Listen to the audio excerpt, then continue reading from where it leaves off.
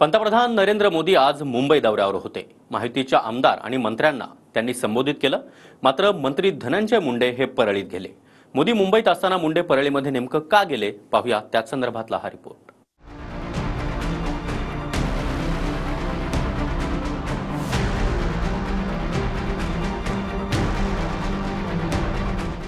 पंतप्रधान नरेंद्र मोदी मुंबईत आले, पण त्याच वेळी अजित पवारांचे मंत्री धनंजय मुंडे परळीत गेले।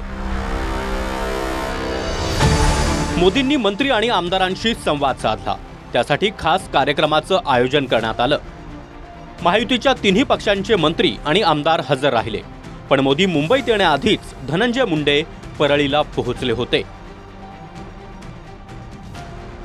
सरपंच संतोष देशमुखांच्या हत्या प्रकरणात आरोपी वाल्मिक कराडवरून मंत्री धनंजय मुंडेंच्या राजीनाम्याची मागणी होतीये। बीड जिल्ह्यातील सर्व पक्षीयांचा दबाव वाढलाय। त्यामुळेच की काय मोदी मुंबईत येण्याच्या एक दिवस आधीच अजित पवारांना भेटून धनंजय मुंडे परळीला गेले, अशी चर्चा सुरू झाली आहे। अजित पवारांनी पुन्हा एकदा वाल्मिक कराडवरून मुंडेंना विचारणा केल्याची माहिती मिळते। काल ते स्वतः देवगिरीला आले होते। देवगिरीला दादांची भेट घेतली आणि भेट घेतल्यानंतर त्यांनी सर्व वरिष्ठांची भेट घेऊन हे सांगितलं की परळीला व्यापाऱ्यांनी बंद ठेवलाय आणि त्यामुळे मला तिथं जाणं महत्त्वाचं आहे, म्हणून सर्वांची परमिशन घेऊनच ते गेले। म्हणजे धनंजय मुंडे आज उपस्थित असतील, त्यांच्या व्यतिरिक्त सगळे उपस्थित राहणार? हां, आज ते परळीला गेलेले आहेत, म्हणजे रात्रीच ते निघाले। त्याच्यामुळे आज ते निश्चितच मला वाटते उपस्थित नसणार। अजित पवारांवरती जे प्रधानमंत्री 2 दिवसापूर्वी 70,000 कोटीच्या सिंचन घोटाळ्याचा आरोप करतात, अशोक चव्हाणांवरती आरोप करतात, ते आज मंचावरती असणार आहेत। मग धनंजय मुंडेवरती अन्याय का? जर तसं असेल तर, जर खरोखर तसं असेल तर मुंड्यांवरती अन्याय का? त्यामुळे धनंजय मुंड्यांना एक न्याय आणि इतर मंत्र्यांना दुसरा न्याय, हा काय प्रकार आहे? हे फार संशोधनाचा विषय आहे। वाल्मिक कराडला 7 दिवसांची पोलीस कोठडी सुनावल्यानंतर परळी अंबाजोगाई रस्त्यावर टायर जाळून आंदोलन करण्यात आलं। रस्त्यावर टायर जाळल्यानं कन्हेरवाडी गावाजवळ वाहतूक ठप्प झाली। म्हणजे आता समर्थनार्थ आंदोलन करताना आंदोलनाला हिंसक वळण लागलाय। धनंजय मुंडे सांगतोय याला दोषी धनंजय मुंडे, 100% धनंजय मुंडेच याला दोषी आहे, दुसरा कोणी नाही। यांना सगळ्यांना सहआरोपी करणं गरजेचं आहे। जिल्ह्याची कायदा सुव्यवस्था नीट राहिली पाहिजे, यासाठी आपल्या चॅनलच्या बांधवाच्या माध्यमातून मुख्यमंत्री साहेबांना सांगतो आणि अजितदादा पवारांनाही सांगतो, आज प्रथम त्यांचं नाव घेतलं। कायदा सुव्यवस्था अबाधित जिल्ह्याची राहिली पाहिजे। धनंजय मुंडेची गुंडाची टोळी थांबवा। मी गृहमंत्र्यांशी चर्चा करीन त्याच्यावर आणि ते तणाव कमी करण्यासाठी काय करता येईल गृहमंत्र्यांनी करा। देशाचे पंतप्रधान आज मुंबईत होते, सगळे आमदार त्यांच्यासोबत आहे, मंत्र्यांना काही कानमंत्र दिले त्यांनी? काही नाही, छान बैठक झाली आमची।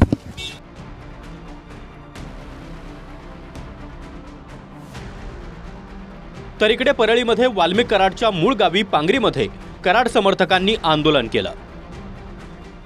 तरुणांसह महिला देखील रस्त्यावर उतरल्या आणि खोटे गुन्हे दाखल केल्याचं सांगत महिलांनी रस्त्यावर अक्षरशः आक्रोश केला।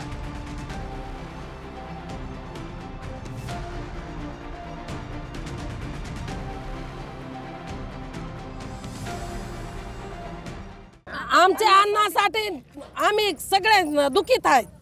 हा, आमच्या अन्नाला न्याय मिळायलाच पाहिजे। आमचा अण्णा काय गुन्हा केला? अन्ना काही केलाच नाही, खोटे गुन्हे दाखल केले तर आमच्या अन्नाला न्याय मिळायलाच पाहिजे। हे गुन्हा परत घ्यायलाच पाहिजे। काहीच केलं, खोटे गुन्हे दाखल केले हे माघारी घ्यायलाच पाहिजे। आम्हाला अन्नाचा न्याय मागे पाहिजे। नसता आम्ही सकाळपासून आज 7 वाजल्यापासून इथं बसला उपोषणला, नाहीतर आम्हाला उद्या आम्ही बीडला यायला मोर्चा काढला। आम्ही उद्या आम्ही बीडला येणार आहेत, सगळी महिला निघणार आहेत। तुम्ही एकच तुमचं हे माणूस वर टाकीवर गेलं तर सगळे जनता तुम्ही मध्ये टाकली, आमचे माणूस टाकलं मध्ये। त्यांचा जर काही बरं वाईट झाले तर ह्याला सर्वस्वी शासन जबाबदार राहील। आणि आमचा देव माणूस होता, ते प्रत्येक माणसाला वाचवीत होता। त्या माणसाला जर आज तुम्ही सजा देताय, निर्दोष माणसाला जर तुम्ही सजा देताय, तर तुमचं शासन असं कसं काय? हा कसा कायदा तुमचा?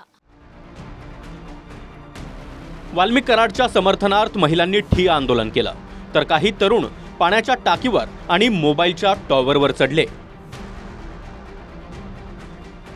याच्यामध्ये राजकारण होतंय, याच्यामध्ये एका नेत्याच्या सुरेश धस म्हणा, बजरंग सोनवणे म्हणा, एका विशिष्ट समाजाचे लोक आहेत, ह्या लोकांना खुश करण्यासाठी आणि त्या समाजाला खुश करण्यासाठी हे चाललेलं हे षडयंत्र आहे. याच्याबद्दल समाजाच्या पूर्ण तीव्र भावना आहेत. एवढंच आमचं म्हणणं आहे की ह्यांच्या पोटात पोटसूळ उठलंय. पंकजाताई आणि धनंजय मंत्री झाला, मग हे असणारा वाल्मिकांना कोण आहे?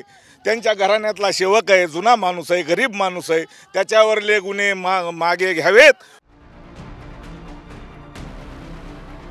तर सलग दुसऱ्या दिवशी परळी शहरात बंदचं चित्र पाहायला मिळालं.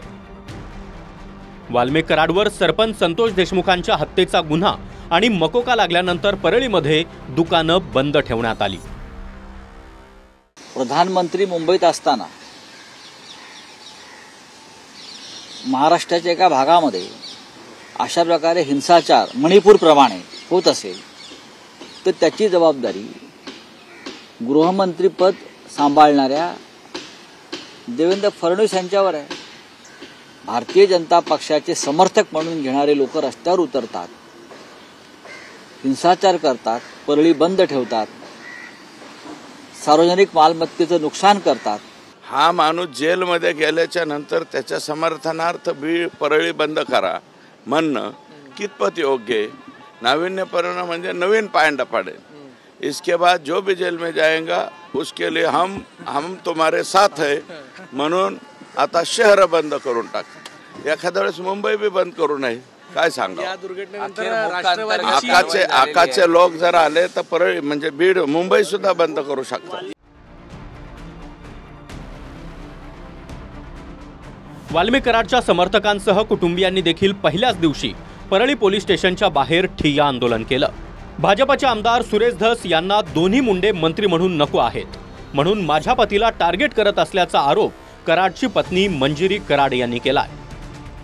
शीतल उगले म्हणून ज्या ISI ऑफिसर आहेत, IS ऑफिसर आहेत, त्या तेलींच्या धर्मपत्नी आहेत आणि त्या आष्टीच्या आहेत. धसांनी आपल्या सोयीनुसार इथं त्यांचे माणसं आणून बसवलेले आहेत आणि एक राजकीय फक्त आमची म्हणजे वंजारी समाजाची माती करायची. त्यांना हे आमचे दोन्ही पण जे मंत्री झालेले ते दोन्ही मंत्री नकोय. जे 40 वर्षात घडलं नाही ते ह्या वेळेस घडलेलं आहे आणि ते पूर्ण त्यांच्या डोळ्यात खुपते आणि त्या लोकांना कमी करण्यासाठी एक प्रकारचं टार्गेट त्यांनी माझ्या मिस्टरांना केले. त्या माऊलीच्या बाबत मला काही बोलायचं नाही. मंत्रीपद हे ते कसं मिळतं, काय मिळतं तुम्हाला माहिती. आणि मी मंत्रीपद नाही मिळालं म्हणून नाराज कुठं आहे? मी दुसऱ्या दिवसापासून संसदीय कामकाजाला लागलोय आणि तुम्हाला मी नम्रपणे सांगतो की पुढची 5 वर्ष मी विधानमंडळाचंच काम करेल आणि तेही सर्वात उजवं कसं होईल या दृष्टीने प्रयत्न करेल. वाल्मिक कराड माझं काय वाईट काय होतं? वाल्मिक कराडाबरोबर माझे चांगले संबंध होते ना. पण वाल्मिक कराड ह्या पद्धतीने माणसं मारायला लागलो त्याचं समर्थन करायचं का? दोस्त आहे किंवा मैत्री आहे म्हणून जर असं वागून दिल्याच्या नंतरही असं वागल्यावर मग त्यांच्याबरोबर राहायचं का? तुम्हाला पटत असले तर राहतो बाबा. सुरेश धस यांच्यासह मंजिली कराडांनी बीडचे शरद पवारांच्या राष्ट्रवादीचे खासदार बजरंग सोनवणे यांच्यावर देखील धमकी दिल्याचा आरोप केला. निवडणुकीतच सोनवणेंनी वाल्मिक कराडांना जीवे मारण्याची धमकी दिली असं मंजिली कराड यांचं म्हणणं आहे. जेव्हा इलेक्शन झालं तेव्हा बजरंग सोनवणेंनी माझ्या मिस्टरांना जीवे मारण्याची धमकी दिलेली होती आणि ती धमकी दिलेली असताना सुद्धा माझे मिस्टर त्यांना बोलले जाऊ दे, झाल्या गोल्या गोष्टी झाल्या. इलेक्शन मध्ये काही गोष्टी होत असतात. ही एक धमकी दिलेली गोष्ट, ही एक गोष्ट. तिसरी गोष्ट म्हणजे त्यांना जर मी समजा धमकी दिलीच होती तर कधी दिली, कुठं दिली, केव्हा दिली, त्यावेळेसपासून आतापर्यंत का नाही? लोकसभेच्या निवडणुकीत दिली असं बोलण्याचा अर्थ होता त्यांचा. जे हे खंडणीच्या आरोपामध्ये अडकले जाते, जे गुंडा राज करते, जे आमच्या सर्व लोकांना टॉर्चर करू मारायचा आदेश देते, ते कट रचते, ते दाबदडप करते, अशा गुंडांना मारायची धमकी जर बजरंग सोनवणे देत असेल तर त्याच वेळेस त्यांनी ते डिक्लेअर करायला पाहिजे होतं. ते काल असं बी म्हणल्यात की मला लोकसभेला त्यांनी मदत केली. जर तसं असेल तर मग त्यांनी पंकजाताईला पण सांगितलं पाहिजे की माझ्या नवऱ्यानं बजरंग सोनवणेंना मदत केली. सुरेश धस, बजरंग सोनवणे, संदीप क्षीरसागर आणि प्रकाश सोळंके हे बीड जिल्ह्यातले सर्वपक्षीय लोकप्रतिनिधी संतोष देशमुखांच्या हत्येविरोधात एकवटल्यात. मात्र पतीला राजकीय द्वेषातून अडकवलं जात असल्याचा आरोप कराडची पत्नी मंजिली कराड यांनी केलाय.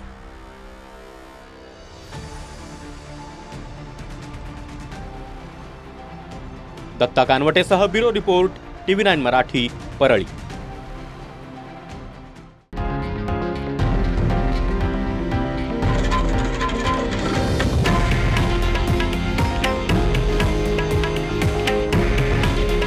हे आहे देशातील नंबर 1 न्यूज नेटवर्क आणि आपण पाहत आहात TV9 मराठी.